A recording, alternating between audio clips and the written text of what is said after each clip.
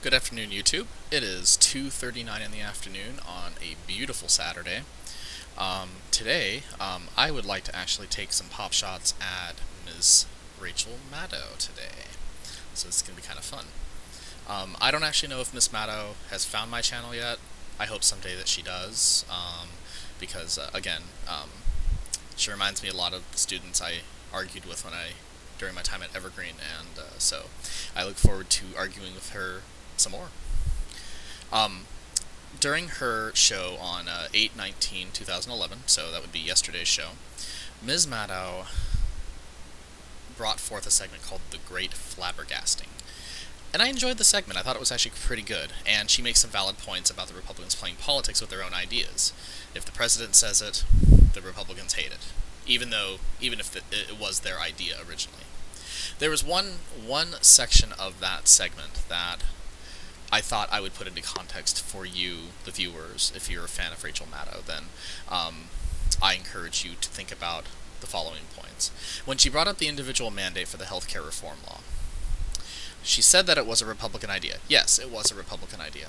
Mitt Romney pushed the idea through for his state of Massachusetts when he reformed the state's healthcare system into a compulsory insurance system, essentially, similar to that of auto insurance. I live in Washington State. We don't have anything like that here. We do require drivers obtain automotive liability insurance. It is the law. But one thing that Republicans at the national level oppose about the individual mandate is that, for one, the legal question of can Congress do that is the main centerfold of this argument. Can the federal government demand that you purchase a service?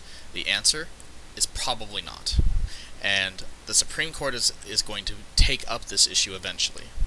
The reason Republicans have been so fervent against the individual mandate is majority of them believe that it is an unconstitutional requirement that individuals obtain a service or face a fine.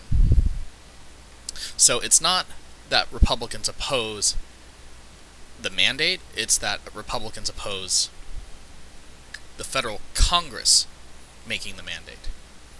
It's important for the viewers to understand that Republicans would not care if states created their own healthcare reform laws and had individual states requiring mandates for their citizens. That is a right that the states have because it's not forbidden to them by the 10th Amendment of the Constitution, which basically states powers not delegated to the federal government or prohibited to the states are reserved for the states or for the people. And so on that legal ground, Republicans oppose a federal mandate for that reason. It's not that they oppose it because the president wanted it. They oppose it because they fundamentally believe that it is the federal government overstepping its mandate. As far as other points in that particular segment, I found the segment enjoyable. I do find it a little funny that the cap and trade idea was an idea that came out of George H.W. Bush's administration. From him, he thought it was a good free market idea to control emissions. If you put a cost on emissions, like a monetary cost, that businesses would be more inclined to conserve, because if they conserve, they don't emit. If they don't emit, they don't require permits, and if they don't require permits, then that's money they don't have to spend. So it's a good idea.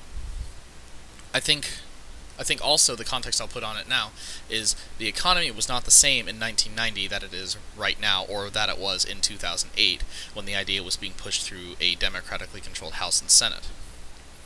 I think what's important to also realize is that Republicans may come up with ideas, but that doesn't necessarily mean all Republicans are in favor of the idea. I'm sure there were plenty of Republicans in the House and Senate that looked at George H.W. Bush's idea of cap and trade and just kind of went, huh? Are you insane?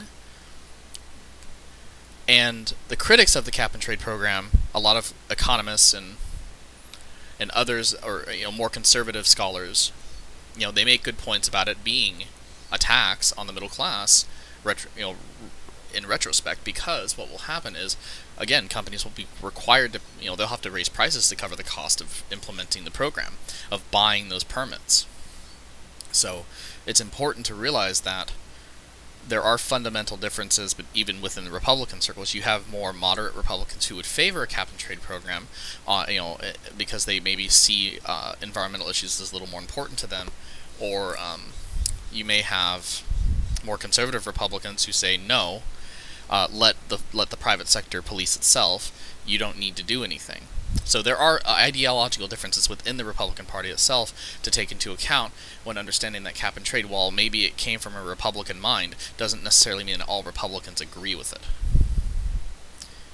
So that is a point I wanted to raise about that particular segment.